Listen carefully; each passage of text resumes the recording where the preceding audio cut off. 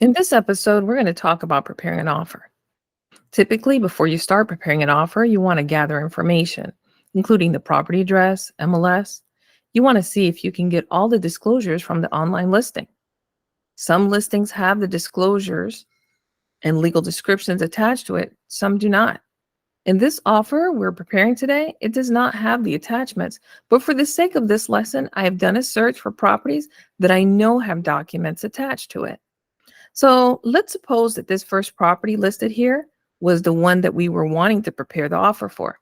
If you look to the very right of the screen, you're going to see that there are attachments. You can also find it by clicking on the MLS number. Let me go ahead and show you that. As I click on that icon, it shows you the attached documents and you can download them.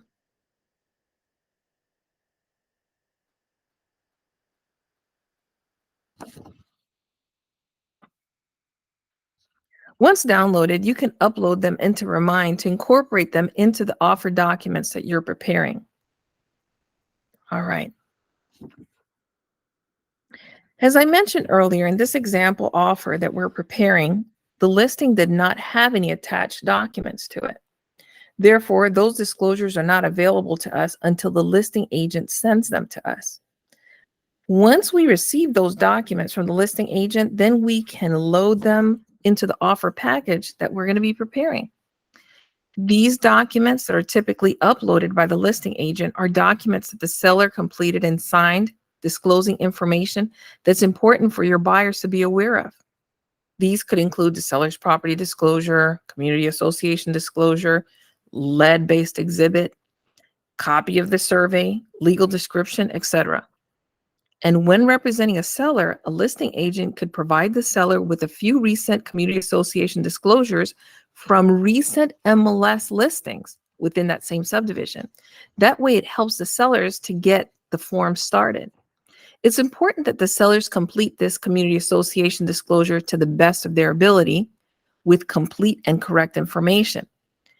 It's best that these sellers consult with their association to validate that it has been completed with the correct information. The listing agent also needs to communicate to the sellers the importance of completing this form completely and with the correct information. Otherwise, the seller could end up being responsible for paying fees that would have otherwise been handled by the buyer. You'll need to have the full names of all the buyers as they appear on their legal IDs. If you need each of their and you'll need each of their email addresses. You will see that there's a place for a phone number and address. In most cases, you'll notice the agents don't typically complete these fields. It's important that you make sure that on the contract, there's some way for the parties, primarily the closing attorney, to be able to contact your client should you not be available. Most agents don't put a phone number. That's to avoid the temptation of the cooperating agent from contacting your client, which really should not be done without prior written consent of your broker. As you can see here, the amount of the offer will be $500,000. And the amount that the buyer would be requesting for the seller to help contribute towards closing costs will be $9,000. My example buyers are proposing to put $5,000 as their earnest money deposit. As of the time of this video, which is fall of 2023, the typical earnest money deposit expectation is around 1% of the sales price. Yet we all know that this amount is really up to the buyer and is basically a reflection of your client's level of commitment to getting this transaction to the closing table. As a general practice, we at Beautiful Georgia Homes typically start by proposing to allow the buyer 3 business days to deliver the earnest money deposit. In this example offer, we're proposing that these particular buyers deliver the earnest money to the JLG fake law firm within 3 business days of when the contract goes binding. As you can see here, you're going to need the law firm's correct name, physical address, phone, fax, and email. It's important that I take this moment to talk to you about the earnest money deposit. If the earnest money deposit will be in the form of a check, Have your clients go to the holder's office and deliver it themselves, or have the buyer mail the earnest money to the holder. If the earnest money will be wired, your buyer will need to obtain wire instructions directly from the holder. You should never be the one to relay any wire instructions from the holder to your client. Neither you nor Beautiful Georgia Homes wants that kind of liability. And remember, Beautiful Georgia Homes will never be the holder of the earnest money deposit. It can either be held by the closing attorney, which is really preferable, or by the cooperating brokerage. It's also important that you let the buyers know that time is of the essence with all the important dates, including the delivery of the earnest money deposit. If that arrives late, your clients will be in breach of contract and could potentially cost them their earnest money deposit. Now, back to the offer. We're proposing 8 days of due diligence, which for all intents and purposes is basically the buyer's remorse period, inspection period, and the time period to complete any negotiations related to repairs needed to the property. In this example offer, we will be proposing 15 days for both the financing and the appraisal contingencies. We will discuss the details of what these contingencies encompass in a later video. When we start preparing the offer, we usually start on the exhibits page. And this is the exhibits page of the purchase and sale agreement. It helps us to figure out which exhibits will need to be included in the offer package. For this example, the exhibits that you see listed here are the ones that will be included.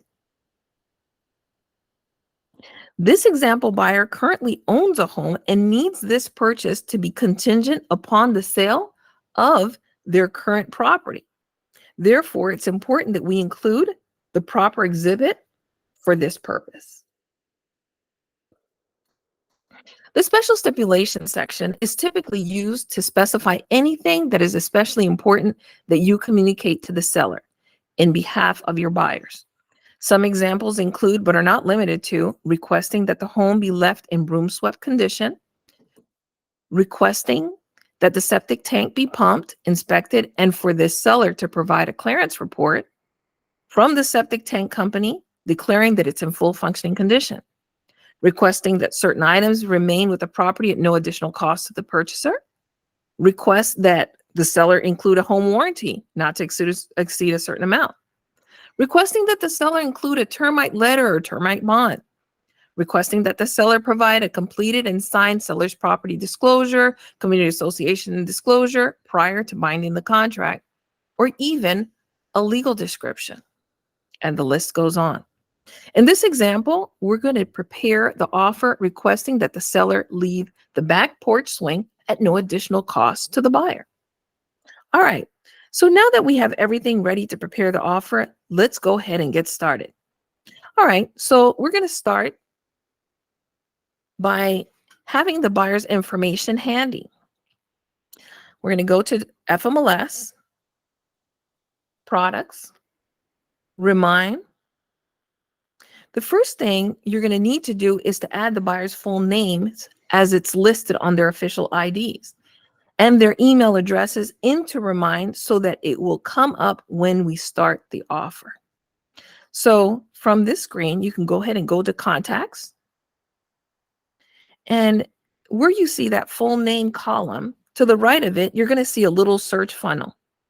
Click on it so that you can do a search for the sample client's name. In this case, we're going to type in Flintstone. All right. Okay, so they're not in here. So let's go ahead and have them added. So I clicked on the Add Contact button, and I'm adding the first and last name. I'm going to copy the email address shortly and paste it in here because I want to make sure it's typed exactly right to make sure they get it whenever we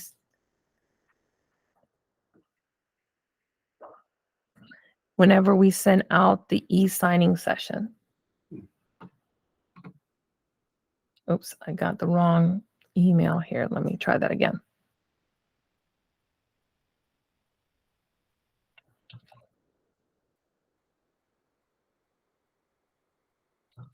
Okay, I'm going to save that. All right, and let me go ahead and add in the wife, Wilma. Okay.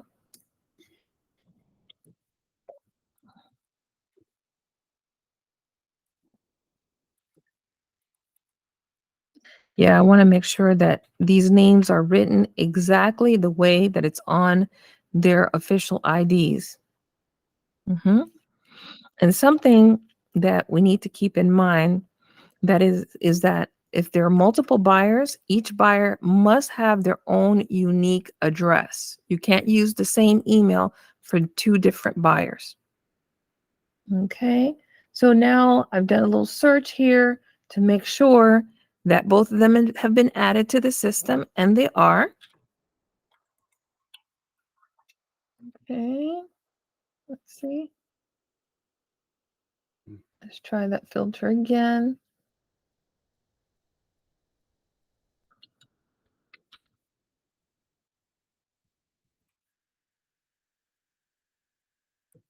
There it is. Okay. So we're good to go.